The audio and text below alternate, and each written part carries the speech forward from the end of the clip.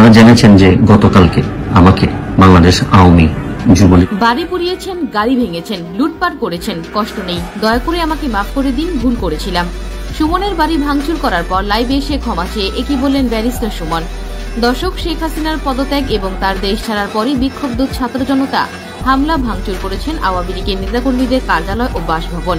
নড়াইল 2 আসনের সংসদ সদস্য মাশরাফি বিন মুর্তজার নড়াইলের বাড়ি পুড়িয়ে ভাঙচুর করেছেন বিক্ষোভকারীরা। অপরদিকে সাকিব আল হাসানের বাড়ি মাগুরাতেও ভয়ানক হামলা করেন বিক্ষোভকারীরা। এদিকে এমপি ব্যারিস্টার সুমনের বাড়িতেও এই হামলা চালিয়েছেন বিক্ষোভকারীরা, যেখানে সাকিব মাশরাফির মতো ব্যারিস্টার সুমনের বাড়িতে ভাঙচুর লুটপাট করে ভয়ানক আগুন লাগিয়ে দেন বিক্ষোভকারীরা। ব্যারিস্টার সুমনের বাড়িতে ভাঙচুর করা দেখে লাইভে এসে ছাত্রদের কাছে প্রকাশ্যে ক্ষমা চাইলেন ব্যারিস্টার সুমন। তিনি বললেন, আমার বাড়ি ভাঙচুর করেছেন, গাড়ি জ্বালিয়েছেন, কষ্ট নেই, তবে আপনাদের কাছে আমি ক্ষমা চাচ্ছি, দয়া করে সবাই আমাকে ক্ষমা করে দিন। আমি ভুল করেছিলাম, ভুলের শাস্তি পাচ্ছি।